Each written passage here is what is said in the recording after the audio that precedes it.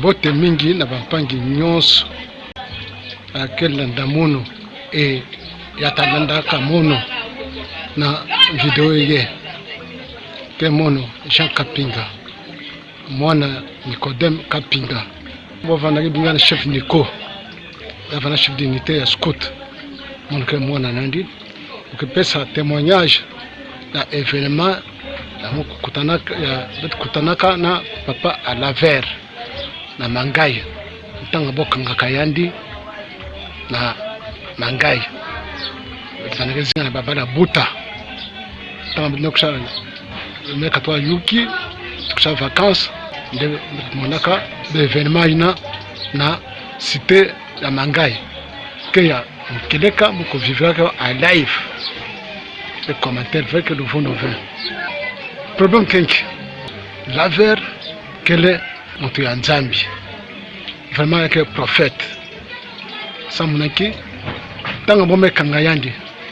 bombe tona na zura carrosserie ya tracteur na cité ya Mangai betuna kwena kotala ni fana groupe batu mingi vraiment betke dila que mon mpasi papa no masa fe papa basi bunanki bonite papa na ntango bunanki nani buna papa Laver kotala beto atwa bana beko dila ve sam na mono ba papa na beno ba mbuta na beno kesa ba inkia boke sala Laver boke sala na lulendo na boy tamanaka alors beno be tosa papa na beno na ba mama na beno église na mono takoma ya nene na ntoto mvimba vota komisa ndambo nyonso vota sambia église na mono lulendo ba mbuta ya papa na be bota botola be oyo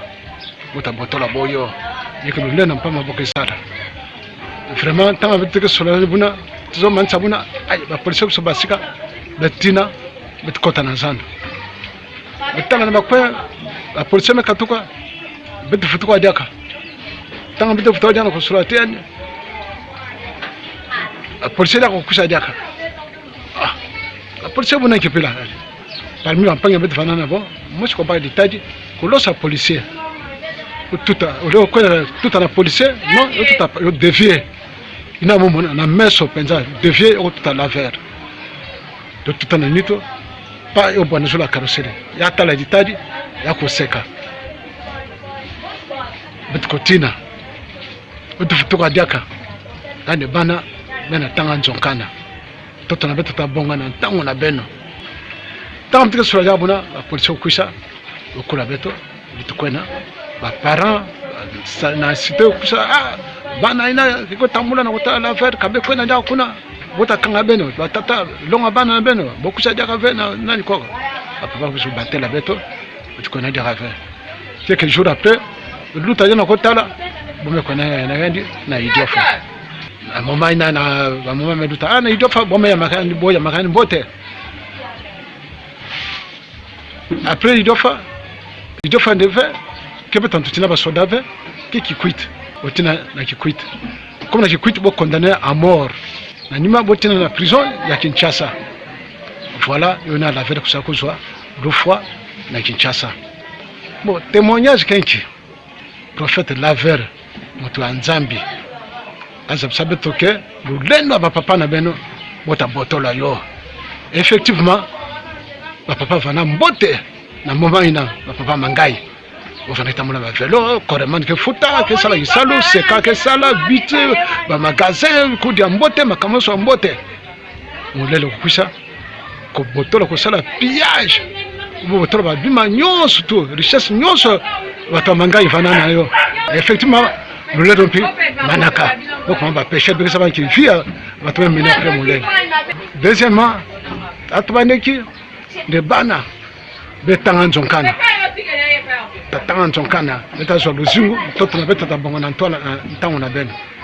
effectivement lero mobutu baka pouvoir baramosi bomela ta école à l'état atene pana bena mansa bena ko déjà ko yela déjà na promotion avec lero bomela école mutuna meko sur l'école meko tolo doucement na zandu tene zando place en train de mbisa place en train de bakwanga kesuma bakwanga comme école dans la parole à la vers dans la prophétie munene comme nani école bato metanga mingi mweza mbote génération na beto mingi metanga nani sam tanga ntamba vanaka mukala ipamu nani mais na moment abendo comme classe 6e na école ngoko parce que na kata tene bana mingi metanga na tene le but comme va voyou tala prophétie à la vers école ba place vana mingi autour de l'école mais ba autour na kati ya zando ça va vana ke choka na zando mais yo comme école mais metanga na école dans la prophétie à munene ya zole église tant mais comme na maswa église mais comme nene na kwa moto même mon église mais qu'on est bon même mon église et partout monde le Lubumbashi église à la vers mais comme vraiment vous pouvez me témoigner vraiment que y a vraiment prophète ya nene ya tatu tant Jofa mais en plaire ya nene et Jofa bobo vous ne parlez pas Jofa par rapport manga par rapport à nani et Jofa mais comme citer ya nene parce que vous respectez nani tu quittes bobo ya la vers vous condamné à mort tant mon bouton pas pouvoir mais quand tu as pouvoir na qui quitte tu quittes va chef de la province bon quand tu as province na mon bouton tout non à cause de même tante na bandundu gouverneur gouverneur na bandundu na qui quitte déjà qu'a fait il a mais moi ce que mon a fait phénomène na fait na bukatula nani pourquoi parce que ils n'ont pas respecté la vers pour condamner à mort à mon bouton pour trop pouvoir na bon hein pour faire un professeur qui quitte tu la vers l'autre fois na Kinshasa voilà témoignage abimaina révélation na nyonso to ndeke mona yo kaka na témoignage nene mke poster ça na la vers et puis que va faire réel tema kama tubana makutu na beto kuwaka yo et puis yo me réaliser alors na mon conclusion la vers vana messager ya Nzambi tanga mesala pénitence na isheme amekusha mangai na kusha pesa message na bampangi nandi na ngai me recevoir ya nouvelle bo me refoulé yani le confutura bo me futura yona ba degana ko sama bo kanga regional ti na sens que le me ko kutana no fa bantu ti na lo fa na yani afana message ya Nzambi ne bitu la ko bendi makani fe alors que le man pe bampangi na ke samba na église ya isheme vraiment befana kuyokana beyokana mbote befana mutumosi befana mutumosi mtoto na beto koke sama fait na ntango na beto ye na ntango atubaye pourquoi parce que kuyokana quel fait na bapanya mekusha na nyuma maye mekusha na nyuma kunyonzi na leadership ke wala kimfumo mingi bebika yo bebika bimaina beyokana befutuka na esheme na place bambangi ils sont abandonnés de l'être sort yo fana ba ngole fe fana ka ba lori fe fana ka ba dinga fe yo fana ba tu ya ndamu na ndamu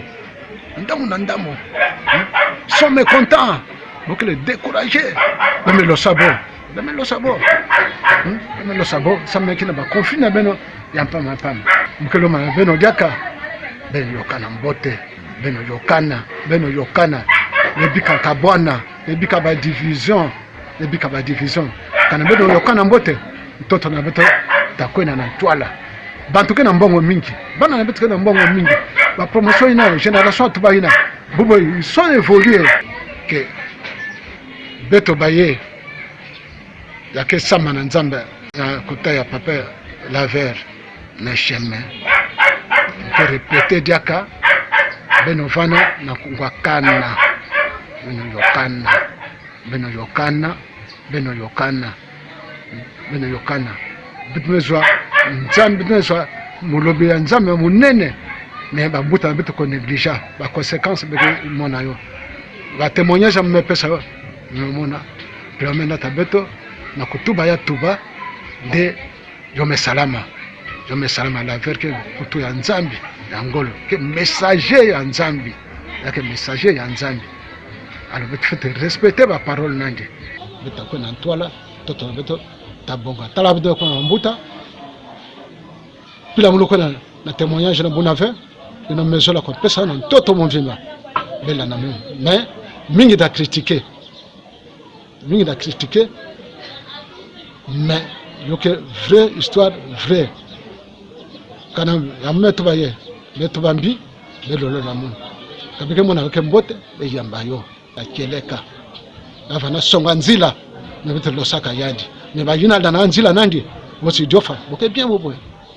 eh bien ça met son mbote mono Jean Kapinga na kuzabisa beno diaka ke la ver vana musali ya Nzambe wana prophète ya Nzambe dans la date le 17 date à la première fois le 17 mai qui me vraiment avec la date ina vraiment que mon affaire on a pas na mon nom que mon affaire le 17 mai c'est fête armée en temps Mobutu le 17 mai libération au Congo na a fait d'elle-même par pouvoir le 17 mai donc ne vous dit rien ah pas que mon a contraint na beto que mon affaire l'affaire fana musali ya Nzambe ya keleka ngolo ya keleka fubendi bayandi letosa yandi beno bantu ke sambila mke répéter diaka ke sambila na église Nazareth beno fana mutu mosi ba groupe 1 2 3 4 5 6 7 oh 8 9 oh banani buna ba non bambangi mpike na kodila peme lo sabo ba leader nyonso ba potre nyonso nafana nyima la faire beme katura bo na isheme beme buya bona mtoto ina beme bika bambangi bomosi kembote kima bitre nyokomaki bitu wa message ya la verve il fallait ko bika la verve na mangai ya pesa message ina ya vana na yo mina jalousie na beto na matima mbina beto na haine le kulani directement non kulani ba soda ba nani ade futuka de ba dekana ku salama mais natana tina lu fois bato faut demander pardon et le merci.